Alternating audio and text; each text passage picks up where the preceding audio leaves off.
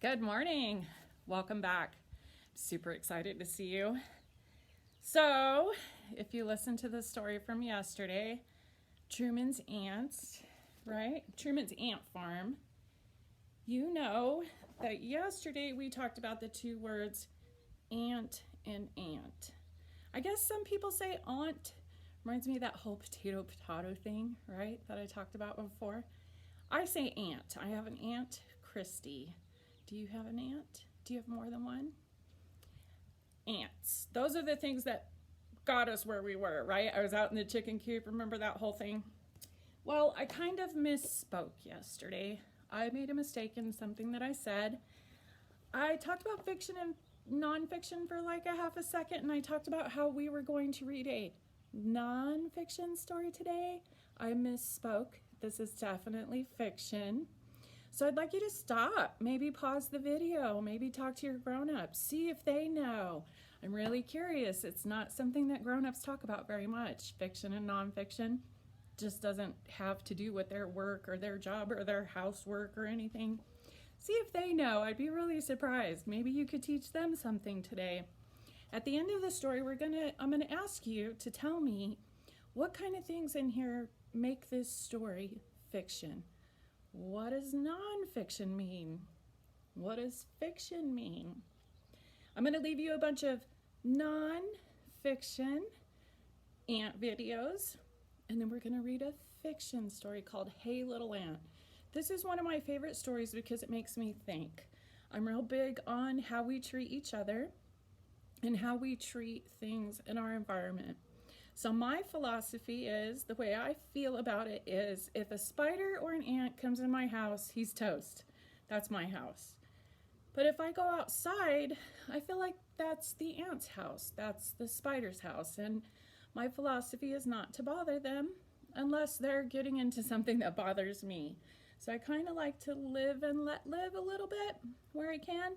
And that's why I like this story, because it makes you think about things a little bit differently. Let's see what you think at the end. This is called Hey Little Ant. It's by Philip and Hannah Hose. Took two people to write the words for this story. The illustrations are by Debbie Tilley.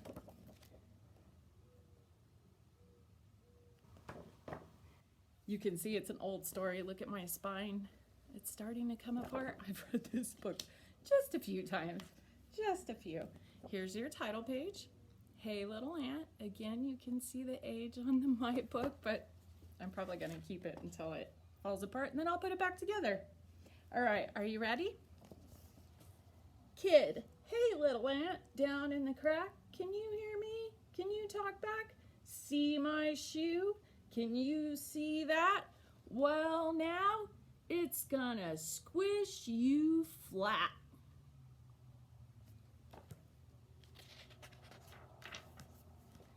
Ant, please, oh please, do not squish me. Change your mind and let me be.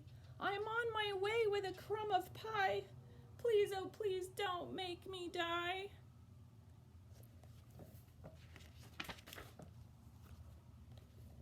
Anyone knows that ants can't feel? You're so tiny, you don't even look real. I'm so big. You're so small. I don't think it will hurt at all. Look at how tiny he is.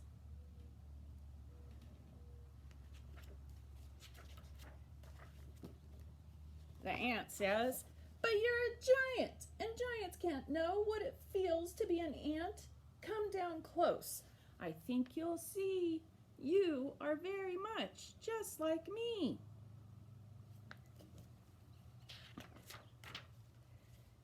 The kid says, are you crazy? Me? Like you? I have a home and a family too. You're just a speck that runs around.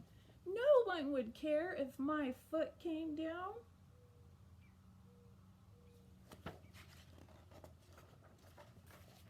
The ant says, oh, my big friend, you are so wrong. My nest mates need me because I am strong. I dig our nest and feed baby ants too. I must not die beneath your shoe.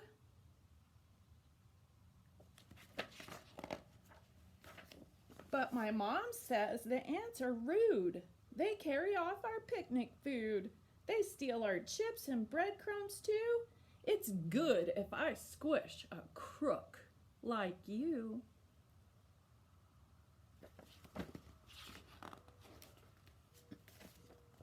The ant says, "Hey, I'm not a crook, kid. Read my lips. Sometimes ants need crumbs and chips. One little chip can feed my town. Please, please don't make your shoe come down."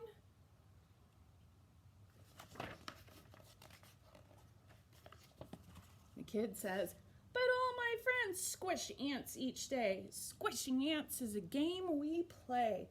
They're looking at me. They're listening too. They all say, I should squish you."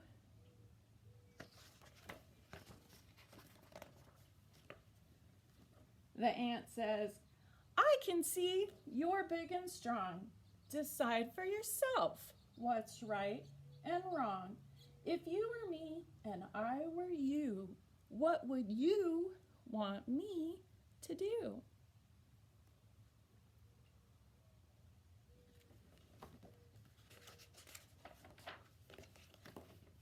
Should the ant get squished? Should the ant go free? It's up to the kid, not up to me. We'll leave the kid with the raised up shoe. What do you think the kid should do? Did you like it? So, here's your job. Write me a story and tell me, answer the author's question. What should that kid with the raised up shoe do?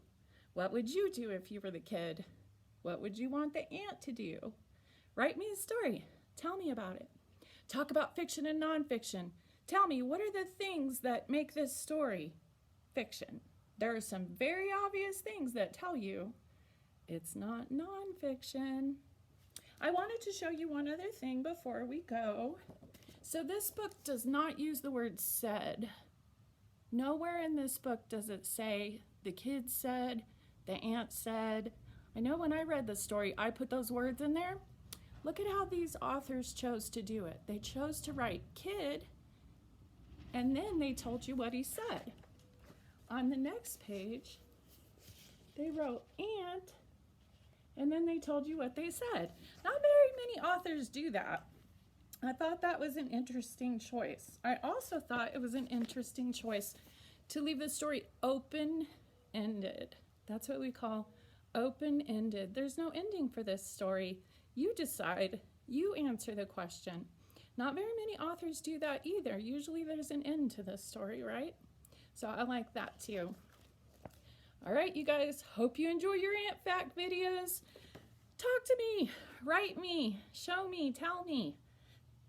Take care. See you next time.